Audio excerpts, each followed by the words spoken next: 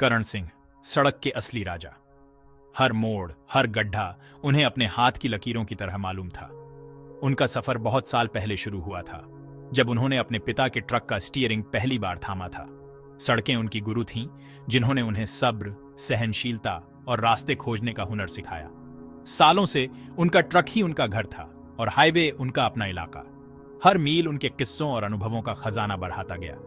Truck का cabin रंग बिरंगी चीजों और यादों से सजा हुआ सड़क पर उनकी रंगीन जिंदगी की कहानी बयान करता था। ये उनका अपना आश्रम था, जहां उन्हें बाहर की दुनिया की भागम भाग के बीच सुकून मिलता था। उन्हें अकेले रहना अच्छा लगता था। इंजन की गूंज ही उनकी साथी थी। रातें लंबी और अक्सर तन्हा होती थीं, लेकिन यही वो वक्त था जब वो सोचते थे, सपने देखते थे और योजनाएं बनाते थे। इंजन की लयबद्ध ध्वनि एक लोरी की तरह उनके मन को शांत करती थी और उन्हें जीने का एक मकसद देती थी। वो अपनी दुनिया के राजा थे। उनका ट्रक उनका सिंहासन और अंतहीन सड़कें उनका राज्य। उन्हें अपने काम पर गर्व था, क्योंकि वो जानते थे कि व्यापार के पहियों को घुमाने में उनका भी योगदान है। उनकी हर डिलीवरी उनकी मेहनत और लगन का प्रमाण थी। उनकी जिंदगी भारत के रंग बिरंगे परिदृश्यों से सजी एक सुंदर तस्वीर थी, चाहे वो शहरों की चहल पहल हो या फिर गांवों का शांत वातावरण। हर जगह ने उनके दिल पर अपनी एक अमिट छाप छोड़ी। बाजारों के चटख रंग, ग्रामीण इलाकों की सुंदरता और बदलता मौसम, ये सब उनकी रोजमर्रा की जिंदगी का हिस्सा थे। वो एक शांत दर्शक थे, सड़क पर घटित होने वाली हर कहानी के गवाह। सड़क किनारे चाय की टपरियों पर वो लोगों को अपनी अपनी जिंदगी जीते हुए देखते, हर किसी की अपनी कहानी। उन्हें इन छोटी छोटी बातों में खुशी मिलती थी, यह जानकर कि वो भी इस दुनिया की एक बड़ी कहानी का हिस्सा हैं। सड़क उनके लिए सिर्फ एक रास्ता नहीं था, ये एक जिंदा कड़ी थी जो उन्हें दुनिया से जोड़ती थी। ऐसे ही एक सफर में उनका सामना भूत बंगला रोड से हुआ। ये रास्ता, जो ट्रक वालों के बीच बदनाम था, एक अजीब सी खामोशी में डूबा रहता था। हवा में अनकही कहानियों का बोझ था और सरसराते पत्ते जैसे कोई चेतावनी दे रहे हो। बहादुर से बहादुर इंसान भी अंधेरा होने के बाद इस रास्ते पर जाने से बचता था और सुबह होने का इंतजार करता था, जब सूरज की रोशनी अंधेरे को भगा देती थी। लेकिन करण सिंह अलग थे। वो अंधविश्वास पर हंसते थे। उनका दिल निडर था, उनका हौसला बुलंद। उस रात सन्नाटा कुछ ज्यादा ही था। हवा में गीली मिट्टी और सड़ते पत्तों की गंध भरी हुई थी। करण सिंह, जो आमतौर पर अपने अकेले सफर से नहीं घबराते थे, ने अपनी रीढ़ की हड्डी में एक सिहरन महसूस की।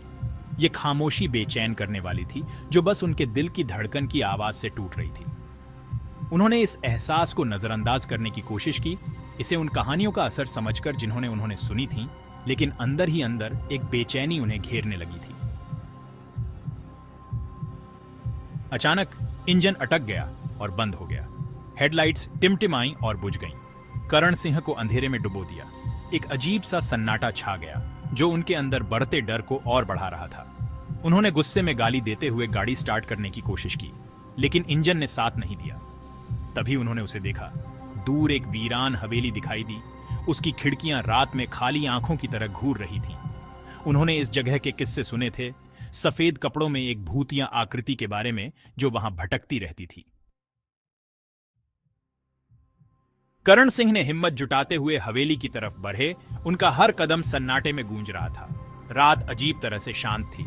सिर्फ उनके पैरों के नीचे बजरी की आवाज आ रही थी। हवेली सामने दिख रही थी। उसकी काली परछाई चांदनी रात में और भी डरावनी लग रही थी। करण का दिल जोर जोर से धड़क रहा था। हर धड़कन उस डर की याद दिला रही थी, जिसे वो दबाने की कोशिश कर रहे थे। उन्होंने कहानियां सुनी थीं, उस भूतिया हवेली की किंवदंतियां, लेकिन उन्हें खुद देखने की जरूरत थी। उन्हें जानना था कि क्या ये कहानियां सच थीं। जैसे ही वो हवेली के करीब पहुंचे, एक ठंडी हवा चली, उनके चारों ओर घूमती हुई, और उन्हें लगा कि उन्होंने एक औरत को रोते हुए सुना। आवाज धीमी थी, लगभग पत्तों की सरसराहट में डूब गई थी, लेकिन वो वहां थी, साफ सुनाई दे रही थी। करण रुक गए और सुनने की कोशिश की, लेकिन हवा उन सिसकियों को बहा ले गई। उन्होंने अपना कोट और कस के लपेटा, उस ठंड को दूर भगाने की कोशिश कर रहे थे, जिसका मौसम से कोई लेना देना नहीं था।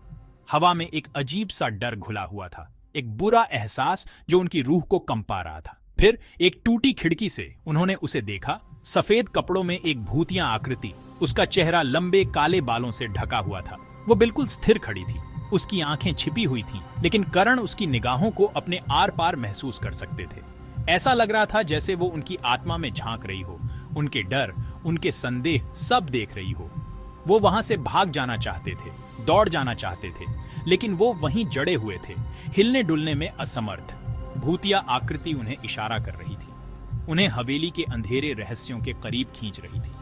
जब उसने बात की तो उसकी आवाज एक डरावनी फुसफुसाहट थी जो उनकी आत्मा में उतरती हुई लग रही थी। वापस चले जाओ, उसने फुसफुसाते हुए कहा। उसके शब्द मुश्किल से सुनाई दे रहे थे, लेकिन एक गंभीरता से भरे हुए थे जिससे उनकी रीढ़ की हड्डी में सिहरन दौड़ गई। फुसफुसाहट उनके दिमाग में गूंजती रही, हर गुजरते पल के साथ तेज होती गई। यह एक चेतावनी थी, एक प्रार्थना थी।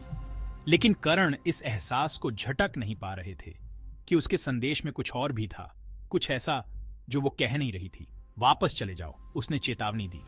उसकी आवाज एक ऐसे दुहक से भरी हुई थी जो मौत को भी पार कर गई थी। उसकी आंखें, हालांकि छिपी हुई थी, एक गहरा दुहक बयां कर रही थी, एक ऐसा दर्द जो सदियों से चला आ रहा था। करण को उस भूतिया आकृति के लिए दया का एहसास हुआ, लेकिन वो यह भी जानते थे कि वो उसकी चेतावनी को नजरअंदाज नहीं कर सकते। उसकी आवाज में कुछ तो था, एक सच्चाई जो उनके साथ जुड़ गई थी, जिससे उन्हें यहाँ आने के अपने फैसले पर सवाल उठाने पर मजबूर कर रहा था। ये रास्ता सिर्फ निराशा की ओर ले जाता है। ये शब्द हवा में लटके रहे, अर्थ से भरे हुए। करण ने वीरान सड़क को देखा, कोहरा उनके चारों ओर घूम रहा था, उनके नजारे को ढके हुए। वो जानते थे कि अगर वो आगे बढ़े तो कोई वापसी नहीं होगी। आगे का रास्ता अंधेरे में डूबा हुआ था, अज्ञात भय से भरा हुआ। लेकिन डर के बावजूद, चेतावनी के बावजूद, करण को आगे बढ़ने के लिए, परछाइयों में छिपे रहस्यों को उजागर करने के लिए एक अजीब सी मजबूरी महसूस हो रही थी। हवेली उन्हें बुला रही थी, उसके रहस्य उन्हें आकर्षित कर रहे थे।